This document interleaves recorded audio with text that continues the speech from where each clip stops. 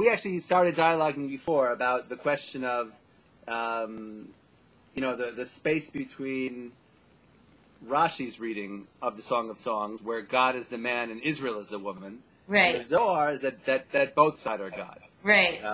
And then you raised the question of the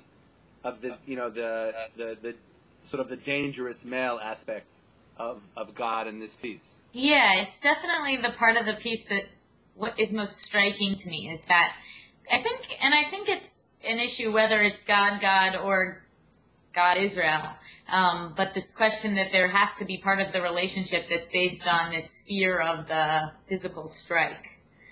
Right. It's true.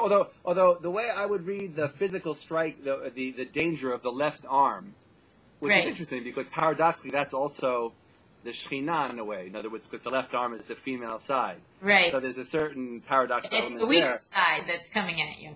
Say it again? It's the weaker side, which is interesting. The weaker side, which strikes you down, yeah. Right. Yeah. Well, I guess because it's also deen, so deen is a paradoxical concept. It's negation, but it's the limitation and negation, which is also death. Right. Right. Facing the limit.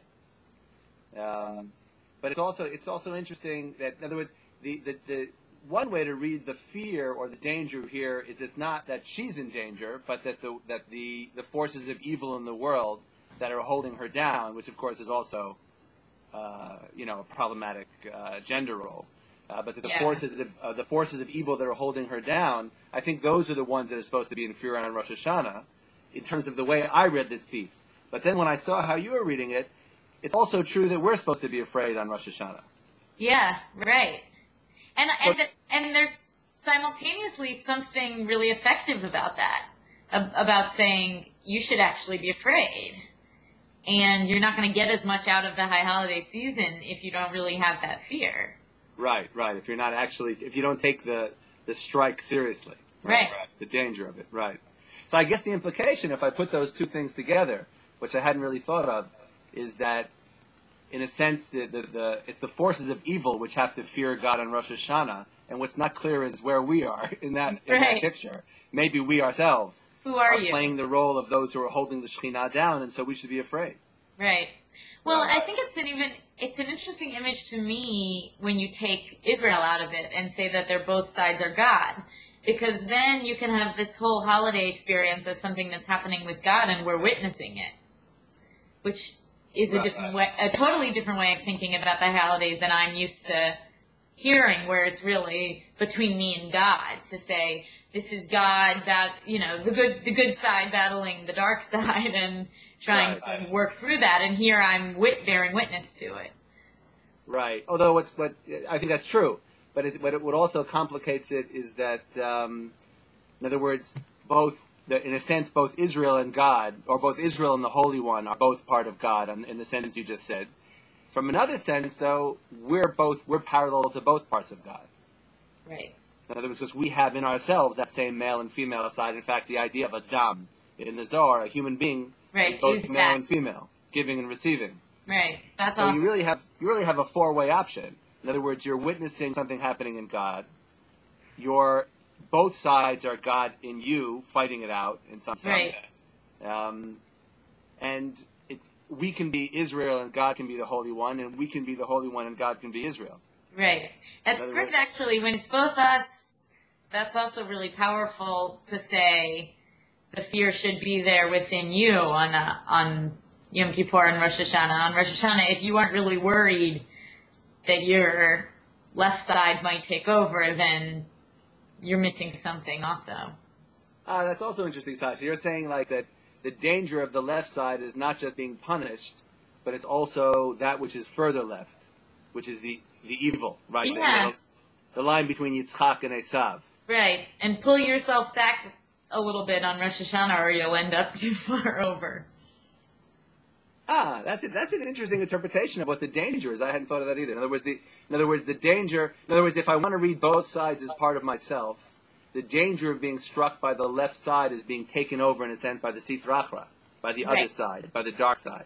He who must not be named. Right. Right. Are you into Harry Potter? Very cool. I still always come back to the binary thing, which is going to be troublesome to me. But it's It's helpful nonetheless. I mean, I agree that the binary thing is problematic. I guess I identify with it from the perspective that it's relative. In other words, it's right and left. So it's never absolute. In anywhere I look, I'll see right and left. If I turn my head so that your image on the computer is to my right, and then I turn the other way, there's still a right and left, but now you're on the left. That's great. I've never thought about it that way. So in that way, it's like I don't feel. Well, I guess I feel the same way about male and female, though. In other words, I don't think the male and female of the Zohar are men and women. Right. Because men and women are both composed of male and female. Right. So then what do you do with an image that describes the Holy One with a beard and the Shekhinah as a woman? So I would actually push it that far. I would say that even though she's a woman, she's not a woman. She's an aspect of myself.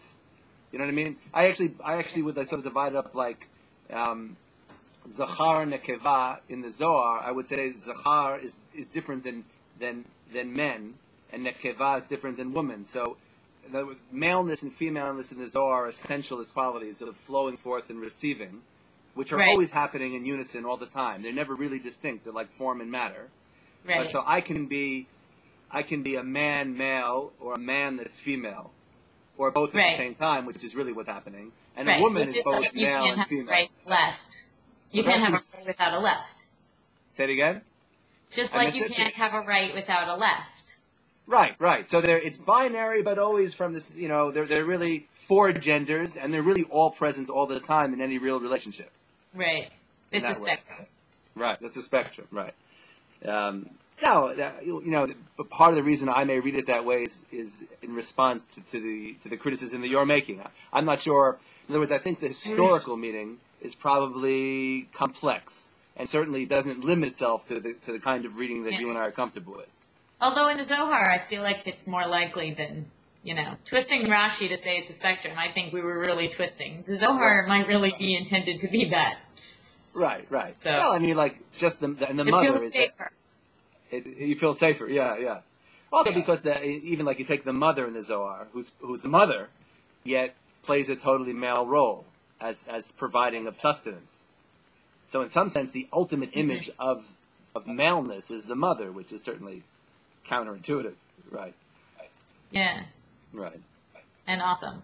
From a girl named Avi. From a girl named Avi. That's right. So I was teaching a class this summer, and someone came in. A woman pastor came in, and they introduced her as Father Will. Wow. She's Will because I think it's Wilma. I forget. And it's Father because she said, like some women choose to be called Rav as opposed to Rabbah. Right. So she said, if God is the Father and priests are Father, well, I'm a priest. Yeah. Wow. So, but it does one of those, like double takes. This is Father Will, and you look over, and it's a woman. That's fascinating. I've never. Yeah, it was interesting. And the subject of the class was also this image of Adam, which is male and female. So it was appropriate. It was perfect. Yeah. Yeah.